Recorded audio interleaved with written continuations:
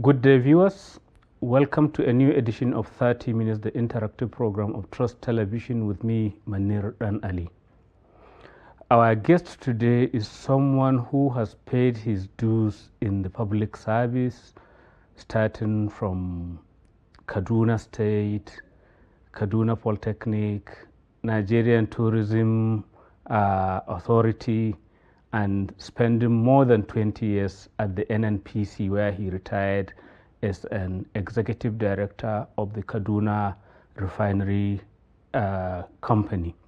I'm talking about Dr. Abdullahi Idris, and he's here today not in relation to where he has worked, but his recent foray into some sort of political educational activism, because he's the Director General of a brand new organization that is midwifed by well-known politicians in northern Nigeria, including Attahiru Bafarawa, the former governor of Sokoto State, and Hajia Najatu Mohammed, a well-known political activist and politician from Kano State.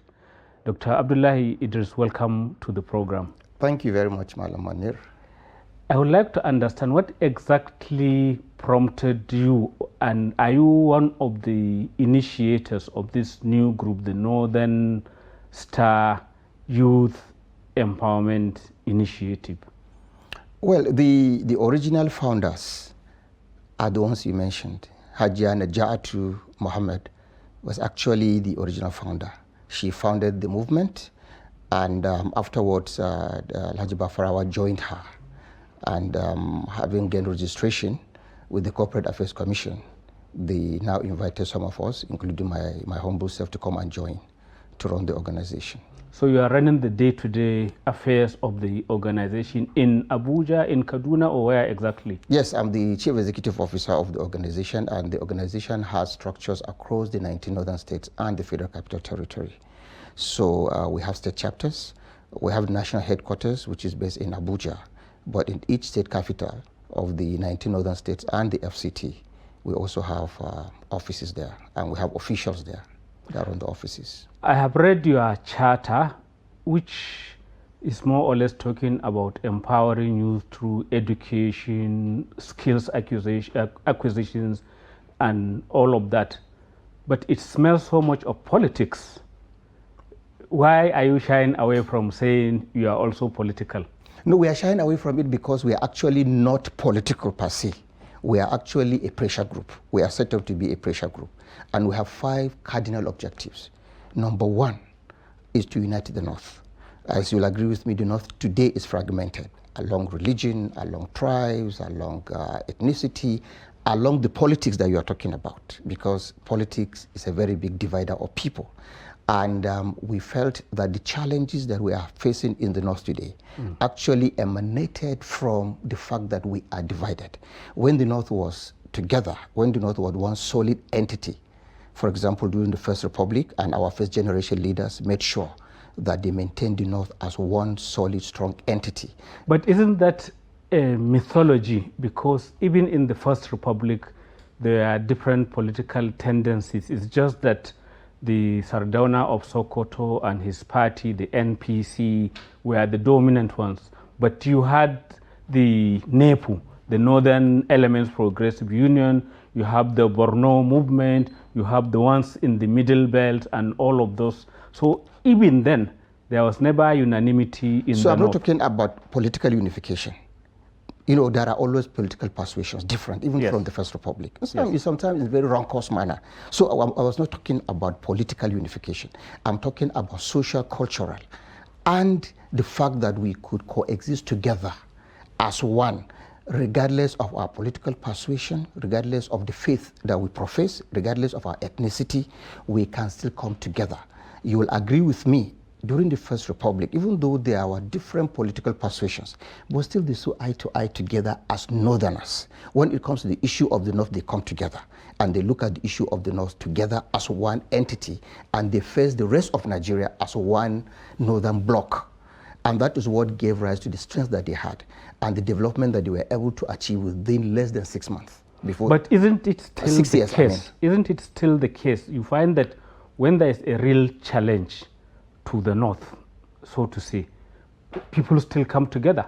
I mean, you find that even recently, over this tax bill, when the north kind of coughed, the whole country was shivering because it was initially the northern governors and northern notables who said, hang on, wait a minute, this thing hasn't been debated. When you want to make sweeping changes to the tax system of Nigeria, there ought to be better consultations and agreement.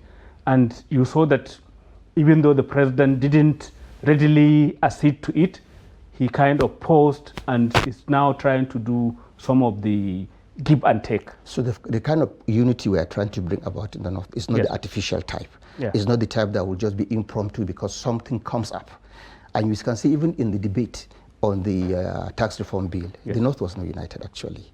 You saw that yes, governors came together and said we are opposed to it. Some went back to say we are for it. You see some of our representatives in the National Assembly say we are for it, actually canvassing for it, and some are saying we are against it.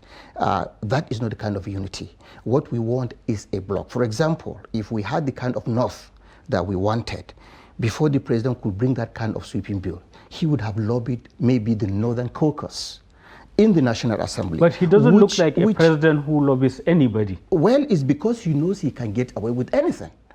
But if we had the kind of unity that we are canvassing for, he would have to lobby because he knows that we could vote as a bloc, as one, because our interest is one.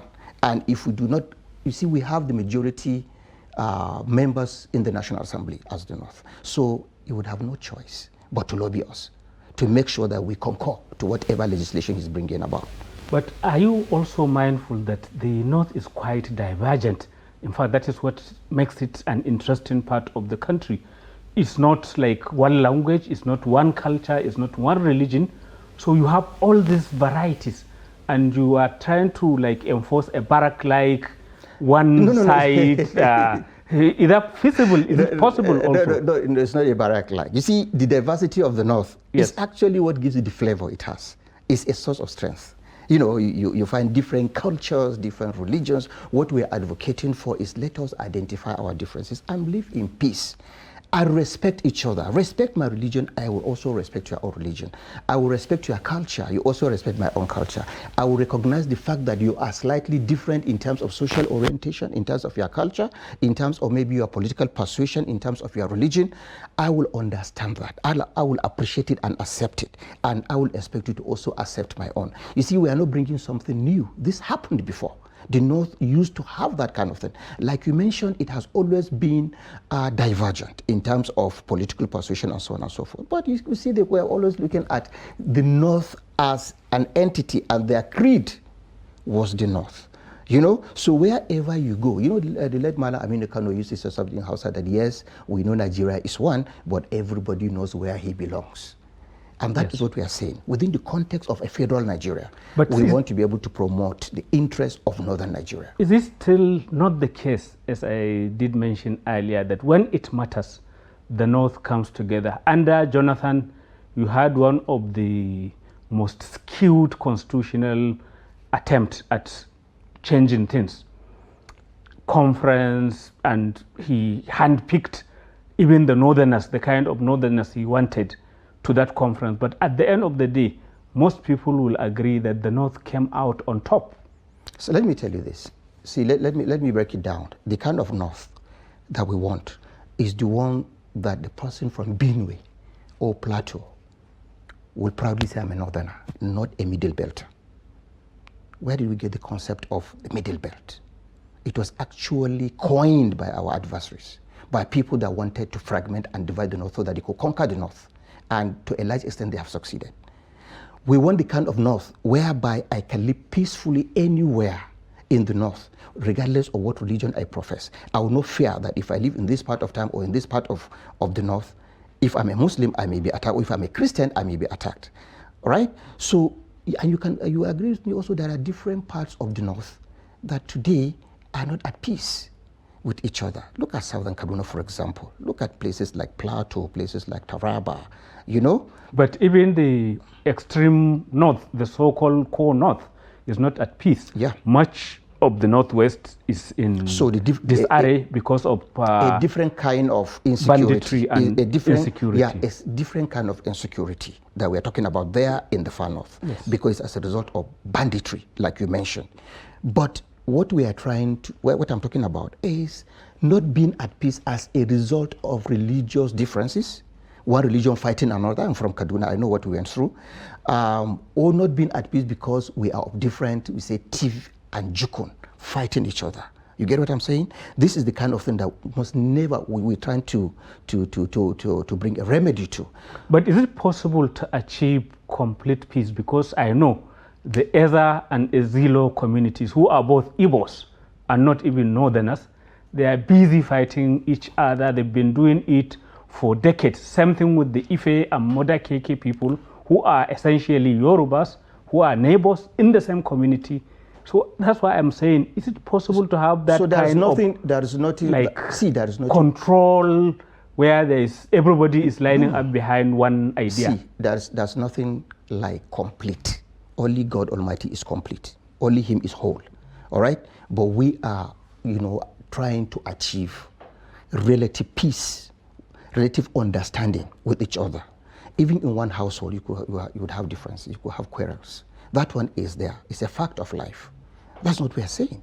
We are not assuming any divine kind of powers.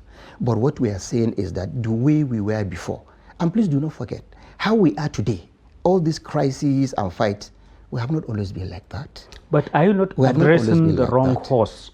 That is it not economic competition where there is scarce resources, where there are more people? In the 60s, Nigeria had less than 50 million people. Now you have, maybe by estimates, more than 200 million people within the same space. So there is competition over the same scarce resources. Isn't it maybe better to that take it from that perspective? That takes us to the second objective of Northern Star, yes, which is to see to the economic, let me call it emancipation, because the North right now is economically emasculated. All right? By who? By itself? Yes, essentially, probably by itself. I've always said it. You see, essentially, the problems of the North can be found within the North. All right? The problem of the Northerner is essentially a fellow Northerner. Let's be clear about that. We are not trying to take all our problems and take them outside. If all of us can do what we are supposed to do. You see, the tragedy of the North is the tragedy of lack of good, effective, patriotic leadership that we have not had. And that is what we are trying to advocate as a pressure group. We are going to advance for good governance in the North itself, because we realize that if all the people that are entrusted with leadership within the North itself are able to discharge those functions well, equitably, honestly, the North will not be in the mess that it is today. How easy will it be to have this change of attitude, given that it's the same problem we've been complaining about for quite a while? It's not going to be easy. We are not kidding ourselves. We are not deceiving ourselves that it's going to be easy. We know it's going to be a Herculean task, because it's going to lead to, it will require change of mindset, all right? Yeah. And change of mindset is not easy. But we are determined. And with the support of Almighty God, we shall succeed. Because so far, if I may add, so far since we started this movement, the kind of response that we have seen from Northerners have given us confidence that really everybody in the North is kind of tired of the situation that the North is shameful of it, is ashamed of it, and he wants to see a change. I will give you the opportunity to expatiate on this after this short break that will go on now. Okay, thank you. Viewers, it is 30 minutes, the interactive program of Trust Television, and our guest today is Dr. Abdullahi Idris, the Chief Executive Officer of a new organization that seeks to empower youth in the North called Northern Star Initiative. Welcome back. It is still 30 minutes, the interactive program of Trust Television, and our guest today is the Chief Executive Officer of a new initiative a new initiative that aims to empower and educate and get better results from northern youth. Dr. Abdullahi Idris, you are mentioning how everybody in the north is kind of fed up with the lamentations about the situation it finds itself in. So what exactly will you do beyond all the lamentations that we keep hearing about its backwardness, about it being blamed for dragging the rest of the country, about all sorts of ills and the fact that it doesn't appear to be getting the right leaders? Yes, exactly. We have always said that Northern Star is not about lamentation. It's not about analysis of problems that the North has. We have done a lot of lamentations. We have analyzed the problems of the North. Northern Star is about solutions. It's about action. We are aiming to provide solutions to those things. We are aiming to start acting. And one way that we are doing it is, at the moment, we are assembling experts. We are forming think tanks in different areas that will sit down and draw a blueprint for the development of the North. They are going to look at the area of the economy. They are going to look at the area of industrialization. They are going to look at the area of human capital development. They are going to look at the area of peace and conflict resolution. But a lot of these blueprints already exist. I know there is ARDP, Area Development Project. There are countless of other organizations that have been doing this since the dawn of the current republic, that's 1999. So why do you have to reinvent the wheel? We are not reinventing the wheel. We are collecting all those. We are going around to collect all those documents, whoever is willing to give us. We have collected quite a few from some people. We are going to make it part of what we are doing. We are going to study them, what has been done in the past. Even some business groups, for example, the Kano business community, also, have a document for development of business in Kano, for example, which they invested heavily to get. They have given us that document. We have documents from some of those groups. We are going to study them. We are going to make them part. And in the consultations that we are doing, we always ask the people, because we have consulted religious leaders, business leaders, youth groups of different types, gender groups, even groups of disabled, so many groups. And after every interaction, what we ask them is, what are your expectations? We are doing this blueprint. What do you expect from your own end? Give us ideas. We are collecting and collating all of these ideas. But realistically, how do you hope to change anything? Yes, you have all these documents, all these brilliant ideas, but you don't have political power. You are not, as you said, political. You are not contesting, or maybe are you not telling us everything about your actual game? So let me just be frank with you. Like I said from the beginning, we are apolitical. We are not a political party. We are not affiliated to any political party or any political candidate. However, we plan to mobilize enough membership. As a matter of fact, we are aiming at from 30 to up to even million people, 50 million people to mobilize into our membership. Then we have that kind of strength. We can be in a position to negotiate the interest of the North from any political contender, from anybody that is seeking political office. We are not going to see, we are not going to go to you and say negotiate. If you know that we have that kind of power and you want support, we say, okay, what do you have for the North? We are not going to negotiate for individual or for self-interest, but we are going to say, okay, we have this document. This is the document for the development of the North. This is a blueprint that can take North to the next level. How familiar are you with it? How able are you to be able to understand it? How willing are you to be able to implement it? Let's discuss with you. And the best candidate in terms of the interpretation and the acceptance and the capacity to implement our blueprint will be the one that we support. So from what you are saying, you are more or less aiming at federal power. No. The presidency, because we are talking about what do you want to do for the North and all of blueprint. That. So shouldn't it be, as has been assumed, that again, the usual northern fallback position when it's not in power, that's when it tries to again recover and launch another attempt at getting back political power. So let me tell you, as far as Northern Star is concerned, we don't care about where a president will come from. We are not advocating for a northern president. What we are advocating for is a president from wherever he is coming from that will advance the interests of the North, that will give the North its own dues. We believe right now the North is being shortchanged in so many ways. We do not believe we are getting our due. So let me also go back to the issue that you mentioned. Our blueprint is not going to just be about federal. We're after doing the holistic one that will cover the whole of the North. We are also going to break it down on state-by-state basis. Every state in the North, we are going to do a blueprint for it because the needs can vary from one state to another. So we are going to look at them on state-by-state basis. So at whatever level of leadership you are seeking to be, if you want to be a federal legislator or you want to be a governor in your own state, and we say, look, this is what your people need. Because right now, let me tell you, we feel there are misplacement of priorities. Where are our northern governors always doing flyovers?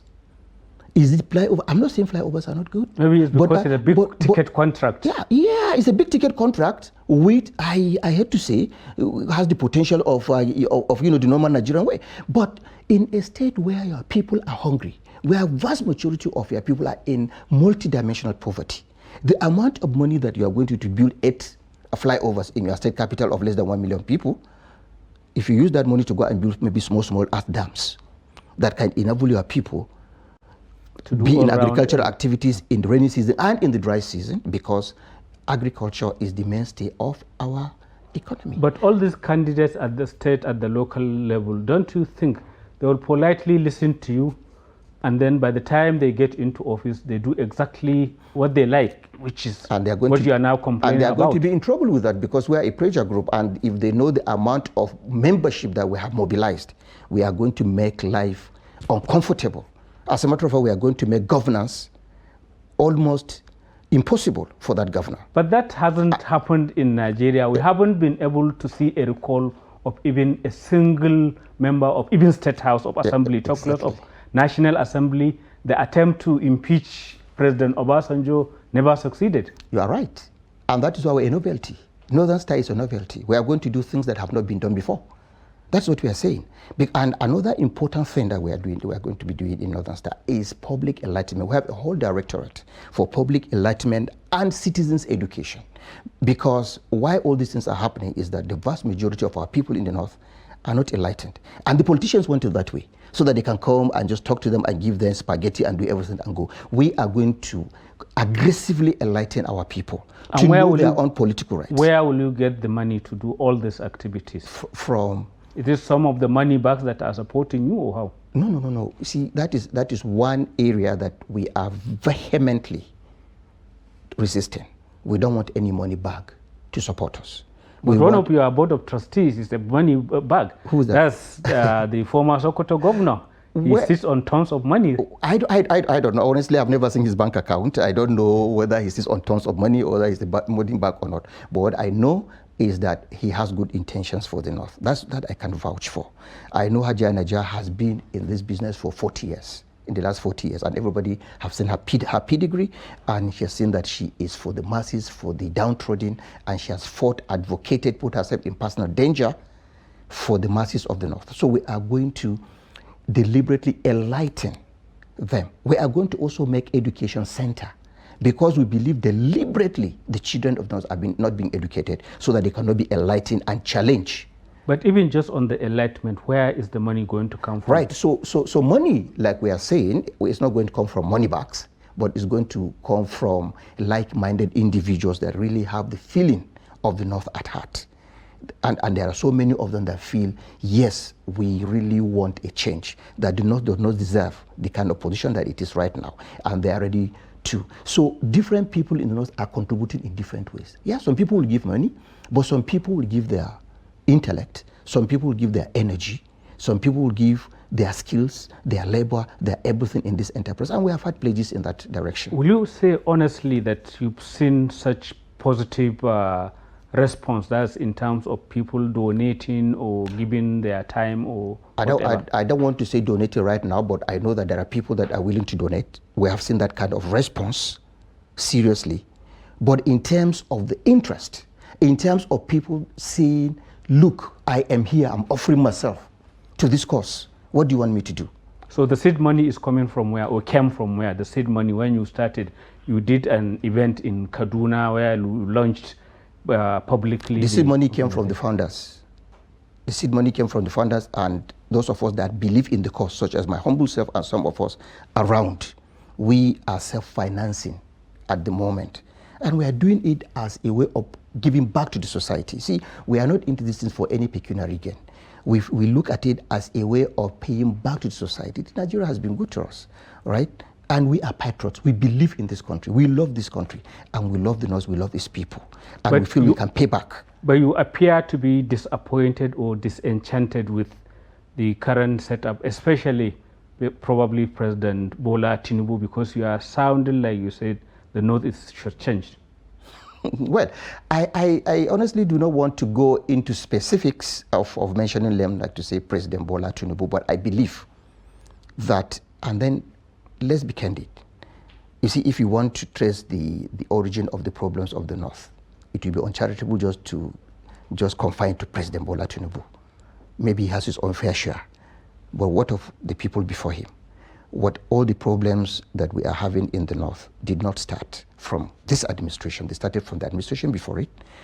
And by the way, it was an administration that was headed by a Northerner.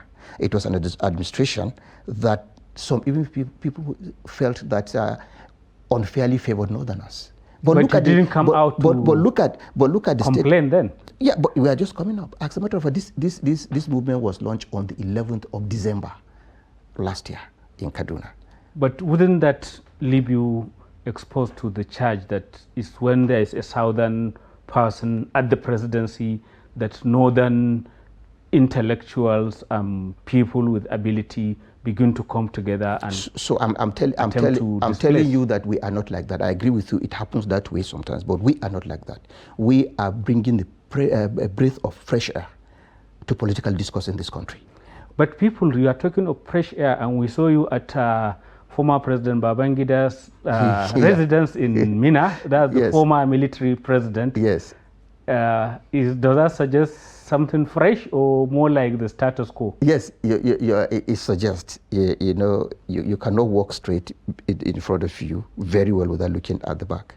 We all are products of history. And Babangida is a Nigerian statesman of northern extraction. He's an elderly person who has been a participant in a lot of the historical evolution of this country. And we felt he's also a northerner. And when we started, people like him, we should go and greet him and to tell him that, Baba, this is what we are doing. Bless us. Give us advice. How do you think we should go about it? And you see, these people that have seen yesterday, some of us have ideas, some of them even have regrets, things that they thought they should have done during their time, they couldn't do. Now they are ready to give you those advices. They are ready to say, follow here, follow there. And that's what he did to us. He actually received us with open arms warmly and advised us. But he told us that he is in total support of what we are doing.